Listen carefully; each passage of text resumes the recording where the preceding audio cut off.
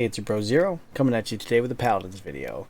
Evil Mojo did a live stream on YouTube that just came out today talking about a new event pass, and after checking it out I just really felt I wanted to make a video on it. If you like this kind of content, please like and subscribe, leave a comment, let me know anything you have, any tips you could have for me as well. Let's get right into it. Midnight Masquerade comes out May 17th. These are pretty cool that they just do these live streams and just kind of talk about what they're up to. I feel like it's a really good way to connect with the community, even though the community may not always like what they say. First thing that they talked about was a Corvus costume.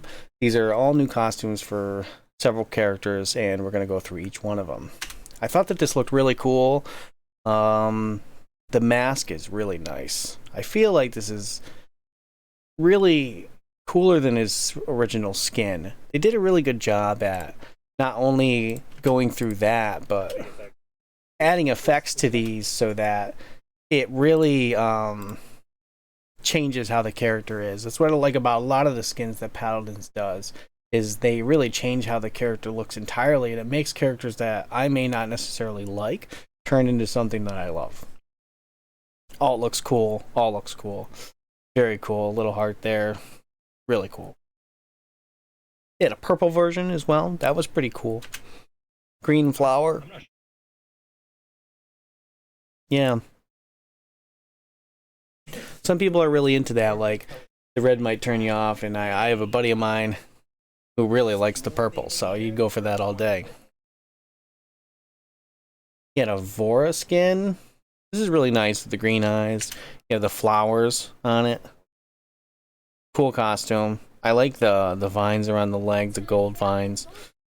Flowers all over. Really cool. They actually had two recolors of each, so this is the other one. That one's nice. That one doesn't have the green eyes. Interesting. Looks like a maid's costume. And each of these, see some of the effects that they throw on these. Very cool. Then we got a Caspian, golden Caspian. That's really cool looking. That's probably my favorite one out of this. It might even make me use Caspian, so that's a little dangerous. The recolor, silver, very cool as well. Definitely cool. Oh, and then the mount. Edgar Allan Crow. That's a funny pun. I like that Paladins is, or Evil Mojo is putting their humor into it. I like it. I personally do. It's kind of like the charm that brings me to Paladins, minus all the bugs. New modes, limited time stuff, LTM. You got Subway and Fog of War. I feel like Subway looked really cool. I'm definitely interested in playing that. Very cool map, and it has the hazard of the subway that comes through periodically.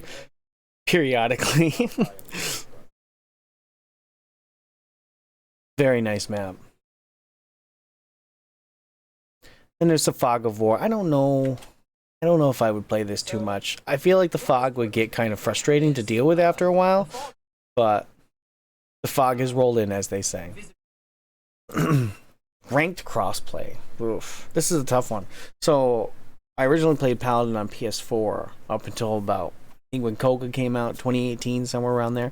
It's been years, and a buddy of mine got me back into Paladins recently, but we play controller only. And I actually play on Steam, but I play using my DualShock 4, and we just do controller only lobbies. So this, to me, is a pretty large change, that you can no longer segregate your control style. In a game like Modern Warfare 2, I feel like the aim assist is so strong that you really don't have to worry about meeting up with mouse and keyboard players. I'm gonna personally say that I don't think the aim assist on Paladins is as strong as that. So I feel like controller players may be at a huge disadvantage here. I know people say there are EVs who play great on a controller because their sensitivity is so high. I'm not one of them.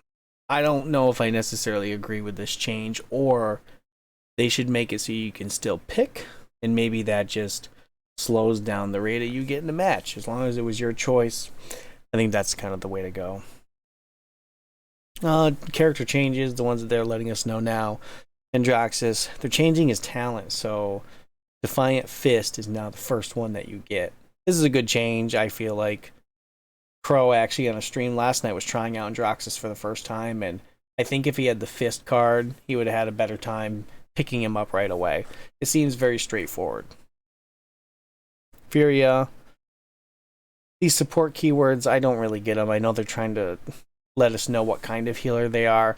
They're kind of buffing Cherish, so it's bonus healing. And they're changing Solar Blessing, so it now has Remedy, plus 10 healing, 5 damage.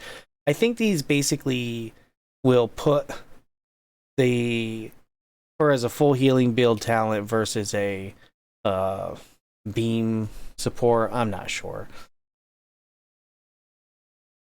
Solar Blessing applies a refresh healer over time when hitting an ally. That's really cool.